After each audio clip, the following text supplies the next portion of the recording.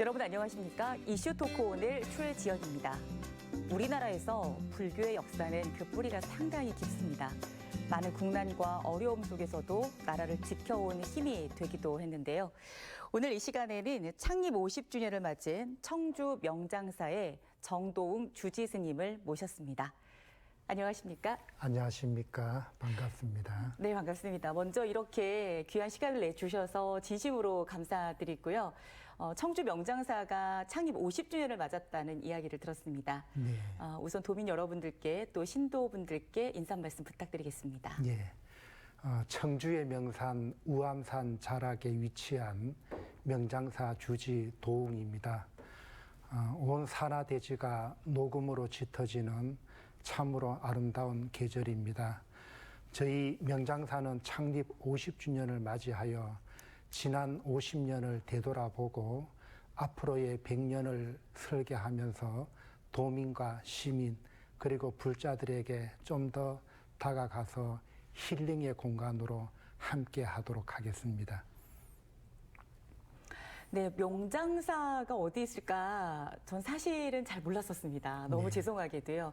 그런데 몰랐던 게 아니다. 지나가다가 많이 봤던 사찰이었습니다. 네. 시내 중심에 있어서 많이 놀라기도 했고요. 보통 사찰이라고 하면 산으로 들어간다라는 생각을 했었거든요. 그렇죠. 네, 그리고 경내에 아주 높은 탑이 있어서 또 한 번 놀라기도 했습니다. 우선 명장사의 설립 50년 전에 어떻게 이루어졌나요? 예. 명장사의 역사는 구인사의 역사를 빼고서는 말씀드리기가 어렵겠습니다. 고통과 괴로움에 빠진 불자들이 소백산 구인사에 가서 기도를 하고 그 기도의 성취로서 희망과 기쁨을 되찾게 되고 그 은혜에 대한 감사함을 갖고자 불자들이 처음에는 가정집에 모여서 법회를 하고 그렇게 시작된 가정법회가 터전을 조금씩 만들면서 몇 차례 이전을 하고 그러다가 현재의 우암산 자락에 자리를 정하게 되었습니다. 작은 불사가 오늘날 대작 불사로 이어지면서 흔히 절이 참 크다, 법당이 참 크다라고 많은 말씀을 하십니다. 사실 스님들의 공간이라기보다는 일반 시민들과 일반 불자들에게 24시간 열려 있고 개방되어서 누구라도 그 안에서 수행과 문화 프로그램을 진행할 수 있고 열린 공간으로서 삶의 고단과 지쳐있는 인생에 대해서 보다 더 나은 힐링의 공간으로서 자리하기 때문에 많은 공간으로서 나타나 있습니다. 네, 수행의 공간이기도 하고 다양한 문화 프로그램을 진행하는 공간이기도 하고 정말 많은 분들께서 함께 하실 것 같은데요. 몇 분 정도의 신도분께서 계시나요? 현재 등록된 신도는 한 6,000명 정도가 되는데 매달 법회 때마다 참석하는 숫자는 한 500명 정도 동참이 되고 있습니다. 네. 불교와 타 종교와의 특징이라든가 뭐 차이점 같은 게 있다면 어떻게 말씀을 해주실까요? 네, 모든 종교에 공통점이 있다면은 인간 사랑 그리고 행복일 겁니다. 또 거기에 대한 차이가 있다면은 어떻게 인간을 사랑할 것인가 또 어떻게 행복을 추구할 것인가라는 차이가 있겠고요. 그러면서 모든 종교에는 믿음이 튼튼하게 자리를 합니다. 믿음에 있어서 서양 종교를 나타내자면 신이나 절대자와 같은 존재에 대한 믿음입니다. 네. 여기에 비해서 동양 종교, 그 중에서도 불교라는 종교는 부처나 보살을 믿는다기보다는 부처님의 말씀을 믿고 가르침을 믿는 즉 진리에 대한 믿음입니다. 그렇게 간략하게 설명을 해드리고 싶습니다. 네. 존재에 대한 믿음, 진리에 대한 믿음. 네. 그래서 언젠가 들었던 말씀 가운데 불교는 종교가 아니다. 네. 이런 말씀을 하시는 분이 있던데 이 내용이 맞는 걸까요? 종교라는 의미로 들어갔을 때 과연 어떻게 해석할 것인가, 어떤 관점으로 볼 것인가 여러 가지 논란이 있지만 다만 불교는 방금 말씀드린 대로 어떠한 신이나 절대자를 믿기보다는 우리가 그러한 과정 수행을 통해서 나도 우리도 그와 같이 목적지에 도달할 수 있다라고 하는 인간의 무한한 가능성, 인간의 무한한 가치를 몸소 실천한 종교라고 생각을 합니다. 네. 인간의 무한한 가능성, 예, 인간의 가치, 어떤 존중감이나 자존감을 회복할 수 있는 예, 뭐 그런 것이기도 하겠네요. 예. 특히 좀 전에 말씀드린 대로 동양 종교, 네. 유교에서도 누구라도 학문 수양과 공부를 통해서 공자나 맹자가 같이 훌륭한 성인군자가 될 수 있는 인간의 가능성을 부여했습니다.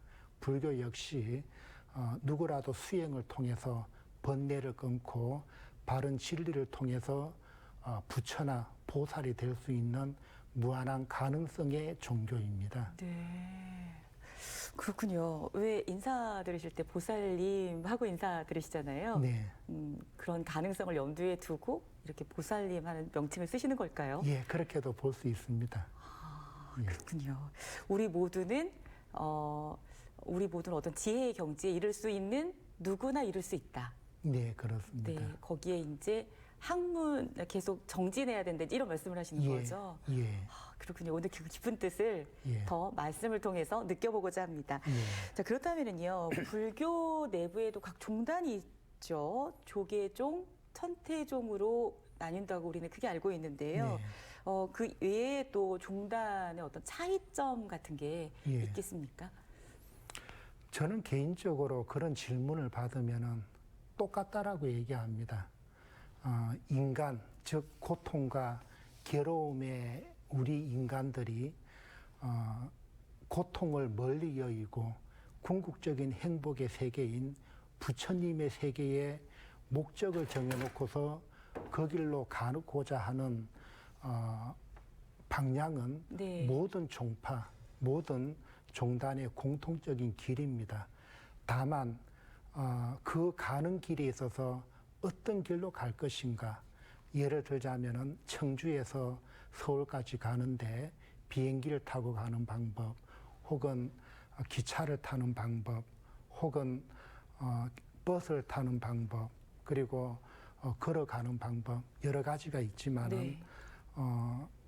비행장 근처에 사는 분들은 비행기가 편할 것이고 역 근처에 사는 분은 기차가 편할 것이고 터미널 근처에 사는 분은 버스가 편할 것이고 자가용 있는 분은 승용차가 편할 것이고 시간을 가지고 여유를 가지면서 여행 삼아 가는 분들은 자전거나 도보로서 가는 것이 편하듯 어느 것이 맞다 틀렸다 우월하다 그렇지 못하다라기보다는 각자의 근기에 따라서 그 가르친 대로 나아가기만 하면은 누구라도 그 목적지까지 도달할 수가 있습니다. 네.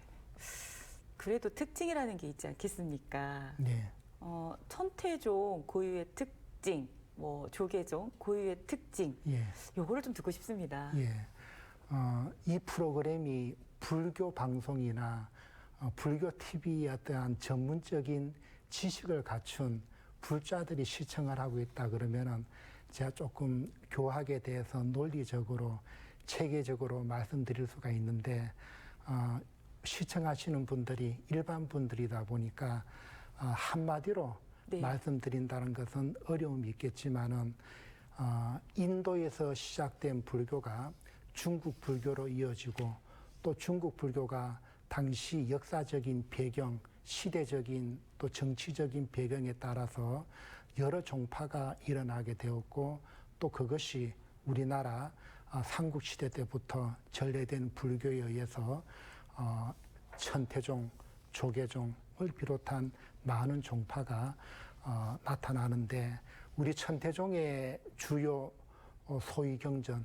소위경전이라고 하는 것이 쉽게 말씀을 드리자면 교과서입니다. 그 교과서는 바로 묘법연화경, 흔히 법화경을 주된 교과서로 삼게 되고 조계종은 금강경을 주된 교과서로 삼게 됩니다. 아, 교과서가 좀 다르군요. 예. 그리고 다른 종단에서는 뭐 화엄경 또 아함경 많이 나타나지만 그러나 그 교과서라 할지라도 금강경이 법화경의 또 다른 이름이고 법화경이 화엄경의 또 다른 이름에 불과합니다. 어느 것이 맞다 틀렸다 하는 것이 아니고 모두가 다 깨달음의 길로 가는데 도움이 될 수 있는 가르침이라면은 모두의 훌륭한 스승의 가르침으로 보는 것입니다. 네. 왜 이런 거 있잖아요. 이렇게 어떤 질문을 드렸는데 그 지혜의 말씀은 다 통한다라는 느낌처럼 우리가 왜 그냥 일반적인 이런 답변을 듣고 싶은데 그게 아니라 사실은 다 통하는 거였구나. 네. 네, 지금 이런 말씀을 하시면서 또 그렇게 깨달음을 갖게 되었는데요. 예. 우리나라의 그 불교라고 하면 이제 호국불교가 예. 되지 않겠습니까? 천태종에서는 그렇다면 나라와 또 국가를 위해서 어떤 마음으로 이렇게 종교와 접하고 있는지 궁금하기도 합니다. 한국 불교가 전래된 지 1700년입니다. 그동안의 시대와 역사에 따라서 국가의 보호를 받으면서 성장한 역사도 있고 조선시대처럼 억불 정책에 의해서 불교가 내리막길을 걸었던 시절도 있습니다. 그러함에도 불구하고 불교의 역사 속에는 호국 불교라고 하는 그 가치가 면면히 이어져 왔습니다. 특히 임진왜란 때는 스님들이 목탁을 버리고 칼로서 외적을 물리치고 한 것은 종교 이전에 내 나라 내 민족에 대한 애국심, 그것은 고스란히 호국 불교로 이어집니다. 역시 우리 천태종은 구인사를 창건하시고 종단을 중창하신 상월 원각 대조사님께서 나라 없는 일제시대에 태어나셨습니다. 그런 가운데서는 결코 올바르게 수행을 할 수 있는 여건이 되지를 못해서 중국에까지 건너가서 수행을 하시다가 1945년도 2월 달에 우리나라가 해방될 것을 예견하시고 현 충청북도 단양군에 구인사를 창건하시고 그리고 대한불교 천태종을 중창하시면서 우리 천태 불자들이 누구라도 신행을 해야 될 가르침은 바로 애국불교라고 말씀하셨습니다. 그래서 모든 의식, 모든 법회 때마다 우리 불자들은 구국융창 기원을 했습니다. 그 내용은 대한민국의 하루속히 통일이 이루어지고 대통령이 하시는 일이 잘 되어서 바른 나라 살림이 이루어질 수 있도록 기도하고 비와 바람이 순조로워 자연재해가 일어나지 않고 군인과 경찰의 운이 충만해서 내부 민생 치안이 안정되고 외적의 침입을 막아서 모든 국민들과 모든 사람들이 행복한 삶을 살아갈 수 있는 애국불교, 호국불교를 우리 천태종에서는 몸소 실천을 하고 있습니다. 네. 역사가 그리 깊다고는 볼 수 없겠군요. 상월 원각 대조사께서라면은 이제 지금 말씀하시기를 일제강점기라고 하시지 않으셨습니까? 네. 그때 그럼 천태종 총본산인 구인사가 그때에 이제 자리를 잡았던 건가요? 구인사 창건은 1945년도 네. 5월 단오날입니다. 네. 처음 구인사는 어떤 모습이었을까요? 초가상간 한 칸이었습니다. 어떤 마음으로 구인사는 많은 분들께서 이렇게 그곳에 오셔서 수행을 하시고 도를 닦으시고 이렇게 하셨을까요? 아마 첫 걸음을 걷는 분들은 어떠한 불교의 철학, 사상에 대한 연구보다는 현실적인 측면, 그 현실적인 측면은 몸이 아픈 분들은 기도를 통해서 병이 낫고 또 사업의 실패, 또 현실적인 가족의 문제를 비롯한 인생의 수백, 수천 가지의 고통과 괴로움이 누구라도 다 있고 그것을 구인사에 와서 4박 5일 기도를 통해서 실제적으로 소원 성취가 이루어져서 거기에 대한 감화력을 가지고서 죽는 날까지 변치 않고 전국에 있는 신도들이 구인사를 참배하게 됩니다. 네. 불가에서 말하는 수행이라는 것은 어떤 것인가요? 수행이라고 하는 것은 내 마음을 닦는 것인데 닦을 숫자를 적게 됩니다. 그러면 무엇을 닦을 것인가 보이지도 않고 잡히지도 않는데 저는 수행이라는 용어보다는 차라리 용심, 쓸 용자를 적어서 마음을 어떻게 쓸 것인가, 어떻게 하면 마음을 바로 쓸까, 그거 연구하고 그것을 공부하는 것이 저는 수행이다라고 생각을 합니다. 네. 다시 불교에 처음으로 한번 돌아가 보고 싶습니다. 예. 사실 저는 할머니를 따라서 현암사라고 대청댐에 있더라고요. 근처에. 예. 그래서 어렸을 때 가본 일도 있고 하긴 하지만 뭐 공부를 많이 해보거나 하진 않았기 때문에 석가께서 보리수 나무 아래서 수행을 하셨잖아요. 예. 거기서 깨달은 것이 무엇이었을까? 계속 이 질문을 하고 또 이 질문에 대해서 어떤 서적이라든가 뭐 다양한 기사라든가 많이 보았습니다만 그래도 또 질문을 드려보고 싶습니다. 예. 보리수 나무 아래서 석가가 수행을 하시면서 얻어진 진리의 깨달음, 지혜의 깨달음이라는 게 어떤 것일까요? 예. 좀 편하게 말씀을 드리자면은 모든 종교가 출발하게 된 데는 당시 민중들의 삶의 목적이 있었을 것입니다. 기독교가 시작되게 된 출발 배경은 인간의 구원의 목적입니다. 유교가 시작되게 된 목적은 인간의 윤리와 도덕의 문제입니다. 그렇다면은 불교가 시작되게 된 배경에는 신의 구원이나 내일을 약속받는 것도 아니고 그렇다고 해서 윤리나 도덕의 문제로부터 시작되지도 않았고 관념적이거나 형이상학적인 문제를 통해서 시작되지도 않았습니다. 불교가 시작되게 된 목적의식은 우리 인간의 괴로움에 대한 문제입니다.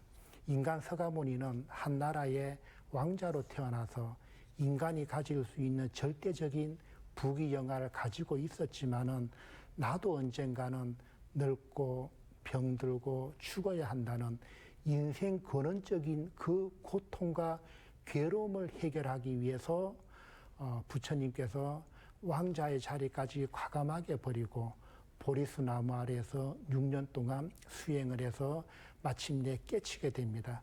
그 깨침의 목적은 오직 인간의 괴로움의 문제를 어떻게 버릴 것인가 라고 하는 바른 지혜를 통해서 깨치게 되었습니다. 네. 괴로움을 어떻게 버릴 것인가. 예. 지금 사실 사회적으로 굉장히 힘들고 어려운 상황이지 않습니까? 예. 그런 지혜의 말씀이 굉장히 필요할 때이기도 하겠다라는 생각이 들고요. 그렇죠. 예. 네. 그래서 또 말씀을 듣고자 찾아오시는 분들도 많이 계실 것 같은데요. 이제 명장사 이야기를 좀 해보도록 예. 하겠습니다. 창립 50주년 다시 한번 축하드립니다. 네, 감사합니다. 네. 이렇게 창립 50주년을 맞는 사찰이 그리 많지 않다라는 말씀이 있더라고요. 네. 천태종에서 말씀하시는 거겠죠? 네. 네. 창립 50주년을 맞아서 제가 어떤 활동들을 하시나 보니까요. 뭐 사회 공헌 활동도 상당히 많이 하고 있으시더라고요. 네. 명장사에서는 어떤 사회 공헌 활동을 하고 있으신가요? 네. 모든 종교가 시작되게 된 데는 어쩌면 잘 사는 사람보다는 고통받고 소외된 계층 때문에 종교가 시작되었다 해도 과언이 아닙니다.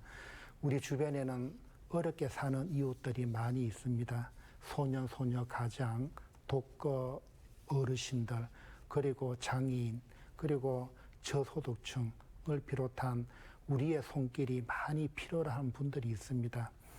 종교의 본질을 되살려서 우리는 하나입니다. 여기에는 누구에게 도움을 주고 누구에게 도움을 받는 의미가 아니고 불교에서는 흔히 무주상보시라고 합니다. 주는 사람과 받는 사람이 따로 있는 것이 아니고 우리는 본래 하나였기 때문에 남이 행복하지 않고서는 내가 결코 행복해질 수가 없고 다른 사람의 고통이 해결되기 전까지는 나의 근원적인 고통이 해결될 수가 없습니다. 따라서 우리가 가진 만큼 하지만 여기에는 드러나지 않게 우리가 사회 봉사 활동을 하고 있는데요. 네. 특히 요즘 다문화 가정 아마 한국 사회에 살면서 여러 가지 어려움이 있고 정착을 하는데 어려움이 있습니다. 그분들의 우리가 할 수 있는 만큼 지원 사업을 하고 있고 그리고 목숨을 걸고 탈북을 하신 세터민들에게 우리가 정착할 수 있도록 나름 지원 활동을 하고 있습니다. 네. 개인적인 질문을 좀 드려보고 싶은데요. 주지 스님께서는 학창 시절에 스님이 되고자 하는 마음을 가지셨다고 이렇게 말씀을 들은 것 같습니다. 네. 어떻게 해서 스님이 되셨나요? 예, 저는 학창 시절 때 친구 따라 우연히 구인사를 가게 되었고 구인사에 가서 스님들의 모습을 보니까 스님들이 이렇게 승복을 입고 계시는 게 아니고 낡은 작업복을 입고 농장에서 농사를 지으시고 또 밤이면은 선방에 가서 수행하시는 모습을 보고서 참 멋있다. 내가 학창 시절 때 보았던 구인사 스님들은 마치 하늘을 나른 슈퍼맨 같은 그런 이상적인 인간으로 생각을 했습니다. 잠깐만요. 작업복을 입고 계셨는데요? 스님들이. 스님께서요? 예, 처음에는 일을 하고 하시는 모습도 아름다워 보이셨고요. 예, 농장에서 일할 때는 떨어진 작업복을 입으시고 이제 밤에 수행을 하실 때는 승복을 갈아입으시고 수행하시는 그 모습이 참 아름답고 가장 고귀한 모습이었었습니다. 네. 그래서 제가 원래는 중학교를 졸업하고 구인사를 입산하고 싶었고 그때 이대 종정의학계 저도 출가를 하고 싶습니다라고 말씀을 드리니까 큰 스님께서 웃으시면서 고등학교나 졸업하고 와 그러시더라고요. 그러시면서 하시는 말씀이 사람 몸 받아서 할 거라고는 출가해서 도 닦는 일이 가장 바른 길이야 라는 말씀을 주셨습니다. 그 말씀을 지금도 생각해 보면 참으로 맞는 말씀입니다. 우리 삶이 잘 살든 못 살든 성공하든 실패하든 우리 인생 7, 80 돌이켜놓고 보면 우리는 꿈속에서 한바탕 꿈을 꾸고 있는 것입니다. 여기에 사람 몸 받아서 출가해서 도를 닦는 거야말로 인간으로서 가장 바르고 가장 소중하고 가장 높은 가치의 길이 바로 출가라고 생각합니다. 그래서 학창시절 때 학교 선생님이 장래 희망사항 적어내라 그러면은 제 친구들은 대통령, 장군 많이 얘기하는데 나는 스님이 된다 그러면 친구들이 조금 저 이상하게 보고 조금 거리감도 받고 했었습니다. 하지만 제가 제 인생의 어린 시절에 그 많고 많은 갈림길 중에서 출가의 길을 걸었다라고 하는 것은 지금 이 순간도 내 자신에 대해서 감사한 마음을 가지고 또 다시 태어나도 꼭 가고 싶은 길이 출가의 길입니다. 그러십니까? 네. 그래도 힘겹거나 어려운 시간들이 있진 않으셨을까요? 저는 개인적으로 제 선배 스님들은 참 어려운 시절에 입산하셔서 배고프시고 가정 고생을 하시면서 사셨지만은 저는 그래도 구인사 좋은 시절에 들어와서 지금까지 큰 고생 안 하고 하루하루 재미있게 살아가고 있습니다. 네. 그리고 요즘 그 노령화되어 가고 있는 우리 사회에서 효 문화가 상당히 과거와는 달라지고 있습니다. 우리 자녀들이 효도에 대한 문화가 점점 사라져가고 있는 것은 아닌가 이런 말씀들도 많이 하시는데요. 불교적 효에 대해서 말씀을 좀 들을 수 있을까요? 예. 흔히 효의 덕목이라면은 유교의 가치라고 생각을 합니다. 하지만 여기에 비해서 불교에서도 많은 효의 가치를 얘기를 합니다. 우리가 더하기 빼기 못하는 사람이 곱하기 나누기를 못하는 것처럼 눈에 보이는 내 부모도 제대로 모시지 못하는 사람이 눈에 보이지 않는 신이나 하나님, 부처님을 모신다라고 하는 것은 마치 더하기 빼기 못하는 사람이 곱하기 나누기 배우는 것과 마찬가지일 겁니다. 부모라고 하는 분은 바로 이 몸을 낳아주시고 길러주셨습니다. 우리 모두는 태산보다도 더 높은 아버지의 크신 사랑과 또 어머니의 바다보다도 더 깊으신 은혜 속에서 우리는 살아오고 있습니다. 제가 하루는 기차를 타고 부산서 서울까지 간 적이 있었는데 마침 제 앞에 한 아주머니가 갓난 아기를 안고 가는 모습을 봤습니다.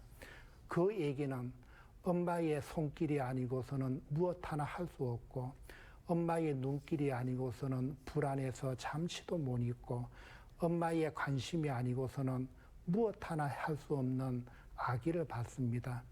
어찌 그 아기만 그렇겠습니까? 저도 우리 모두는 어린 시절 아버지의 태산보다도 더 크고 어머니의 바다보다도 더 깊은 은혜 속에서 우리는 살아왔을 겁니다.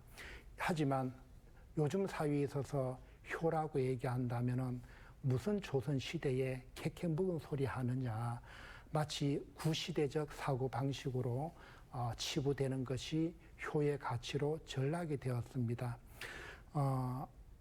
아무리 강조하더라도 지나치지 않는 것이 바로 효의 덕목입니다. 수욕정이 풍불지요 자격요이 침부되라. 나무는 조용히 하고자 하나 바람이 불어 안이 흔들릴 수 없고 자식은 부모에게 효도하고자 하나 부모는 자식을 기다려주질 않는다고 했습니다. 세월은 한번 가면은 다시는 돌아올 수 없고 우리 부모도 한번 가시면은 다시는 돌아올 수 없으니 이 방송을 들으시는 시청자 모두는 내 부모가 계심으로 해서 인생의 가장 큰 행복의 가치를 가지셔야 됩니다. 부처님께서는 누가 부자이고 누가 가장 갓난한가라는 말씀을 하셨습니다. 부모가 살아 계시면 세상의 가장 큰 부자요. 부모 계시지 않으면 세상의 가장 큰 갓난뱅이다라고 말씀하셨으니 우리 모두는 부모 모시는 것을 가장 큰 기쁨으로 또 그것을 통해서 수행과 깨달음의 길로까지 이어질 수 있는 궁극적인 길로 다 함께 나아가도록 합시다. 말씀 잘 들었습니다. 와, 지당하신 말씀이십니다. 코로나를 지나면서 2년 만에 가장 많은 부부가 탄생했다는 기사가 있었습니다. 좋은 부부로 살아가는 법칙이나 지켜야 할 규칙 같은 게 있다면 어떤 말씀을 해주실까요? 네, 요즘 삶이 많이 힘들다라고 얘기합니다. 물론 경제적인 여건 때문에도 어려운 점은 있겠지만은 사실은 그보다는 메말라가는 우리 인간의 마음 때문에 그러할 것입니다. 외로울 때 누군가 함께 있어주고 슬퍼할 때 누군가 위로를 해주고 절망에 빠져 있을 때 따뜻한 희망의 메시지를 전해줄 수 있는 그런 사람이 옆에 있다면 결코 힘들지 않을 겁니다. 사랑에는 큰 힘이 있습니다. 사랑은 눈물을 웃음으로 만들어주고 고통을 행복으로 만들어주고 절망을 희망으로 만들어주는 큰 힘이 있습니다. 부처님께서는 부부의 인연을 전생에 5,000번의 인연이 만나고 헤어져서 금생의 부부가 된다라고 하셨습니다. 이토록 소중한 부부의 인연이만큼 우리 이 방송을 들으시는 시청자들께서는 부부간에 뜨거운 사랑을 하시기 바랍니다. 드라마 속에 소설 속의 주인공보다 더 아름답고 더 소중한 사랑을 나눠보시기 바랍니다. 어떠한 경우라도 다른 집과 비교하지 말고 내 남편, 내 아내가 이 세상에서 최고라고 하는 믿음으로서 아름다운 사랑을 많이 하시기 바랍니다. 네, 다음 질문을 좀 드려보도록 하겠습니다. 다양한 가정의 문제들이 있으실 겁니다. 예를 들어서 고등학생인데 자꾸 엇나가는 딸아이를 보면서 너무 힘이 듭니다. 어떻게 하면 좋을까요? 이런 말씀을 주신 분이 계세요. 네. 요즘 흔히 많이 질문을 합니다. 저는 개인적으로 드리고 싶은 말씀이 우선 아이를 바라보는 부모의 관점 변화가 필요하다라고 생각합니다. 부모는 자식을 낳아서 기르시면서 어린 시절에는 모든 사랑과 정성과 관심이 필요로 합니다. 하지만 유치원에 초등학교, 중학교, 고등학교로 성장, 발전하면서 부모는 서서히 독립체로서 인정을 해주면서 그 나이에 맞게끔 네가 스스로 선택을 하고 그 선택에 대한 결과까지도 스스로 책임지고 받을 수 있도록 안내를 해주는 것이 저는 부모 교육이다라고 생각을 합니다. 즉 무엇을 하면 안 된다라고 얘기하기보다는 그러한 일을 했을 때는 어떠한 결과가 있다. 즉 인과응보에 대해서만 끊임없이 말씀을 해주고 하지만 그 선택마저도 본인이 겸허하게 받고 당연히 받을 수 있는 그러한 길로 인도해 주시고요. 그러나 많은 상담하시는 분들의 딸아이를 바라보는 부모의 마음은 다 똑같겠지만은 사실은 문제시 되지 않는 아이를 부모의 지나친 관심과 혹 욕심에 의해서 문제 아닌 아이를 문제시도 될 수 있으니까 가급적 지켜봐주고 내 아이에 대한 자식에 대한 확고한 믿음을 가지는 것이 중요할 것입니다. 네, 오늘 명장사 창립 50주년 맞아서 도웅 주지스님과 말씀을 나누고 있는데요. 따뜻하고 또 진리의 말씀을 듣다 보니까 마음까지 훈훈해지고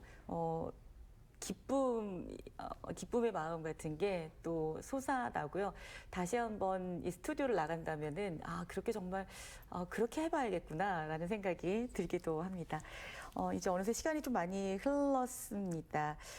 불교에서도 이제 마음의 종교다라고 불교를 이렇게 말씀하시기도 하고 또 요즘 심리학도 나오기도 하고 하는데요. 보통 불교하면 이제 일반인들이 다가가기 좀 어렵기도 하다 이런 말씀들도 많이 하십니다. 특히 불경이 한자로 되어 있어서 용어도 많이 생소하고 일반인들께서 이제 접하기에 좀 어렵게 느끼시는 분들도 계시는데요. 이걸 어떻게 말씀해 주시고 싶은지 궁금하기도 합니다. 예, 흔히 불교가 어렵다라고 많은 말씀을 하십니다. 불교를 공부하기 위해서는 경전을 보면은 한자로 되어 있습니다.